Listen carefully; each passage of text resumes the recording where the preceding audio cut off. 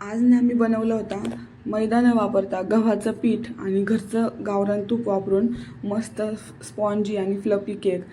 जर तो आहे तुटी फुटी केक. तर बघा किती छान, इतका छान केक झाला होता टेस्टला.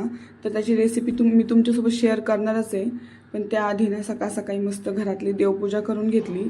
आंघोळ झाली की पहिले देवपूजा केली की मस्त फ्रेश वाटतं आणि घरातही एकदम छान वाटतं. तर मग देवपूजा करून घेतली आणि आज एकादशी आहे. तर थोडंसं देवाचं आज विष्णू सहस्रनाम म्हणा किंवा ओम नमो भगवते वासुदेवाय नमो असा हा मंत्र. तर याचा जप जर केला तर अतिशय चांगलं असतं. आणि त्यानंतर लगेच उंबरठ्यावर हळदीचं लेपन करायला घेतलं. तर आज एकादशी होती म्हणून घेतलं. मला खरं तर हे रोज करायला पाहिजे, पण माझ्याच्याने नाही शक्य होत. मला म्हणजे मुलं छोटी आहे, त्यांच्यामुळे काम पण जास्त असतं, त्यामुळे नाही शक्य होत. मग आपलं गुरुवारी एकादशीच्या दिवशी त्यानंतर कधी वाटलं की आज आपल्याकडे वेळ आहे बाबा, तर असं मी करत असते. छान वाटतं असं केल्याने. आणि त्यानंतर ना लगेच इकडे मी स्वयंपाकाची तयारी करायला घेतली, कारण सकाळी सकाळी लवकर स्वयंपाक झाला की मग दिवसभराची कामही लवकर आटोपतात आणि केकही बनवायचा होता, त्याच्यामुळे मग स्वयंपाक करायला घेतला. तर इकडे माझं मस्त भाकरी करायचं काम चालू होतं. तर मैत्रिणींना मला ना पहिले भाकरी येत नव्हती बरं का, लग्नाच्या आधी. मला भाकरी म्हणजे करायची सवयच नव्हती. मला चपाती छान यायची बनवता, पण भाकरी काही येत नव्हती. पण जेव्हा की लग्न जमलं, साखरपुडा झाला आणि फौजींनी सांगितलं की आमच्याकडं चपाती कमी आणि भाकरी जास्त खाता, तर पहिली भाकरी शिकून घेतली बरं का मी. आणि आता ही अशा प्रकारची भाकरी जमती मला. आणि ही बघा मस्त वाटाण्याची आमटी बनवलेली मी छान अशी. त्यानंतर बघा मी केक घेतला आहे बनवायला. तर बघा सगळ्यात आधी ना मी केकचा जो टीन आहे माझ्याकडं, त्याला मी मस्तपैकी तेल लावून घेतलं आहे. तर आता हे बघा, तुमच्याकडे जर टीन नसेल तर तुम्ही कुकरचं जे भांडं असतं ते जरी वापरलं तरी चालते. आता तेल लावून घेतल्यानंतर मी त्याच्यावर गव्हाचंच पीठ टाकलं आहे आणि ते बघा अशा प्रकारे ते पसरवत आहे, कारण जेणेकरून आपला केक खाली चिटकायला नको.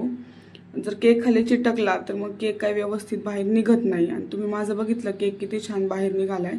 त्यासाठी ही प्रोसेस चांगली करायची असते. आता इथे बघा मी सर्वात अगोदर ना 1 कप गव्हाचं पीठ घेतलं आहे. आता इथे माझं 1 कप म्हणजे हा पावशेरचा आहे, 250 ml.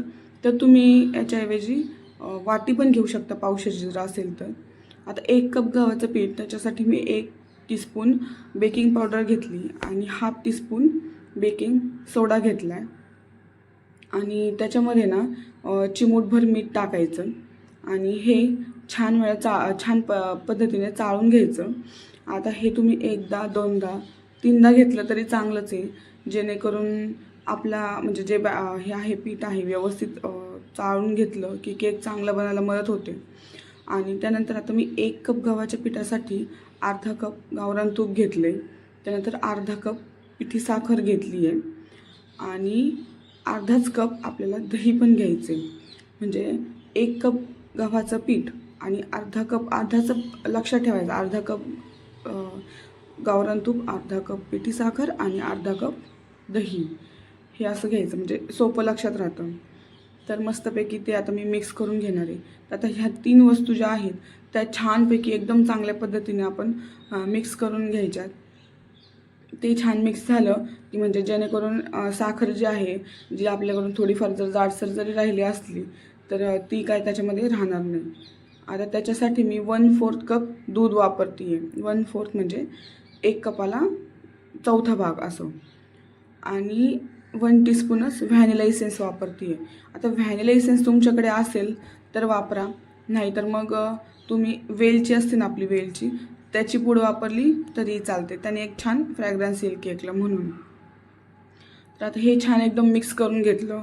त्यानंतर आपण जे चाळून ठेवलेलं होतं तर ते काय करायचं आपल्याला, तीनदा थोडं थोडं थोडं थोडं असं सगळं एकखटी नाही टाकायचं आहे. एकखटी जर टाकलं तर मग त्याच्यामध्ये गाठी तयार होतात, मग आपला केक खाली बसतो. त्याच्यामुळे थोडं थोडं करून टाकायचं आहे आपल्याला. तर बघा मी कसं थोडं थोडं थोडं टाकत होते, एकखटी सगळं मिक्स करायचं नाही. आणि छान पद्धतीने आपल्या इकडं मिक्स होत होतं. तर मला एक गोष्ट सांगायची की आपण जे मैद्याचं केक बाहेरून आणतो मुलांना, छोटे छोटे जे टी टाईम केक्स वगैरे असतात किंवा हे असे तुटी फुटी केक वगैरे असतात, तर हे बाहेरून आणण्यापेक्षा ना आपण हे असं घरात करून मुलांना खाऊ घातले ना कधीही चांगलं. आणि गव्हाचं पीठ, गावरान तूप, तुम्हालाही माहिती आहे की गावरान तूप, गव्हाचं पीठ याच्यामध्ये कुठलीही भेसळ नाही. आता गावरान तूप फक्त घरातलं असेल तर आपण भेसळ नाही म्हणू शकतो बरं का, बाहेरचं असेल तर त्याच्यातलं नाही सांगू शकत. आणि मैदा पण चांगला नसतो खाऊ घातलेला, त्यामुळे. तर हे बघा, आता ही तुटी फुटी घेतली मी. तुटी फुटीला तर मी आधी काय केलं होतं की मस्त गव्हाचं पीठ, तुटी फुटी घेतली आणि त्याच्यामध्ये थोडंसं गव्हाचं पीठ टाकलं, 1 चमचाचा माना, आणि त्याच्यामध्ये ते मिक्स करून घेतलं. असं जर केलं तर ती तुटी फुटी खाली तळाला जाऊन बसत नाही, म्हणून तुटी फुटीला गव्हाचं पीठ थोडं चोळून घ्यायचं असतं. आणि झाले आपले तयार बॅटर. मी मस्तपैकी घेते टाकून आता केक टीनमध्ये. आणि इथे मी ना केक छान दिसावं म्हणून ना टरबुजाच्या बिया वापरते थोड्याशा, मला आवडतात त्या, छान पण दिसतात आणि ज्या बेक होताना जेव्हा तेव्हा त्या छान लागतं खायला. आणि अशा पद्धतीने ना तो टीन मी असं हे करून घेते की टॅप टॅप टॅप टॅप, जेणेकरून त्याच्यामध्ये एअर राहणार नाही. एअर राहिला की केक तुटतो. आणि मी आता ठेवते OTGमध्ये. तर OTG ना मी आधीच प्रीहीट व्हायला ठेवला होता मी आधी 10 मिनिटासाठी 170 डिग्रीवर. आणि त्यानंतर बरोबर 30 मिनिटात केक रेडी झाला माझा. कढईत करत असाल तर तुम्ही खाली एक स्टँड ठेवायचं, कढईमध्ये एक स्टँड ठेवायचं, स्टँडवर हे ठेवायचं आणि वरती एकदम एअरटाईट झाकण म्हणतो ना आपण, एअरटाईट एकदम, म्हणजे एअर नाही गेला पाहिजे त्याच्यामध्ये, अशा पद्धतीने करायचं. एकदम छान असाच केक बनतो. तर बघा माझा केक किती सहज निघाला आहे. तर मी कुठल्याही प्रकारचा बटर पेपर वगैरे वापरलेला नाही. तुमच्याकडे असेल तर तुम्ही वापरू शकता. तर हे बघा माझा केक किती छान झाला आहे आणि खूप स्पॉन्जी, तुम्हाला सांगते इतका टेस्टी झाला. मुलांनी लगेच फिनिश केला आहे तो. फक्त एक पीस त्यातला शिवण्याने स्कूलला नेण्यासाठी ठेवला होता, बाकी सगळा खाऊन घेतला. मला तो उपवासच होता, पण म्हणजे फौजी आणि मुलं सांगत होते खूपच टेस्टी केक झाला आहे म्हणून. तुम्ही नक्की बनवून बघा. बघा इकडे किती स्पॉन्जी झाला आहे केक. तर असा केक बनला आहे. तुम्ही पण एकदा नक्की ट्राय करा ही रेसिपी. आणि आता इकडे हे दोघं बघा, आता यांना असं असतं की आईने केक बनवला की लगेच कोण कट करणार. ती म्हणते मी कट करणार, तो म्हणतो मी कट करणार. मग आम्ही सांगतो की तुम्ही दोघं पण कट करा आणि आपण छान तुमचा बड्डे करू म्हणून. आणि बघा ना, म्हणजे एक छोटा असल्यावर किती वेगळाच आनंद असतो ना, छोट्या छोट्या गोष्टींमध्ये वेगळाच आनंद असतो. आता आपण मोठे झालो तर आपल्याला ह्या गोष्टींचं काहीच वाटत नाही, पण ते छोटे तर ना ह्या छोट्या छोट्या गोष्टींमध्येच खूप मोठा आनंद असतो त्यांचा. तर आता बघा त्याची स्वस्तिकची ना जरा तब्येत खराब आहे, त्यामुळं तो चिडचिड करत होता. त्याचं असं म्हणणं होतं की माझ्या हाताने खातो, त्याला बरं वाटत नाही आहे, त्यामुळे चेहराही खूप सुकलेला त्याचा. आणि तिचं चाललं होतं की चला माझ्या हाताने मी तुम्हाला कट करून देते डॅडी खायला. तिला केक म्हटलं की खूप उत्साह येतो. लहानपणापासून तिला खूप केक आवडतो बरं का मंडळी. तर मी अशाच प्रकारे थोडे हेल्दी केक खाऊ घालण्याचा प्रयत्न करते. बघा सगळे सांगताय खूप छान केक झाला, मुलांनाही खूप आवडला. तर चला आता भांडे खूप पडलेले त्यामुळे मी भांडे घेते घासून.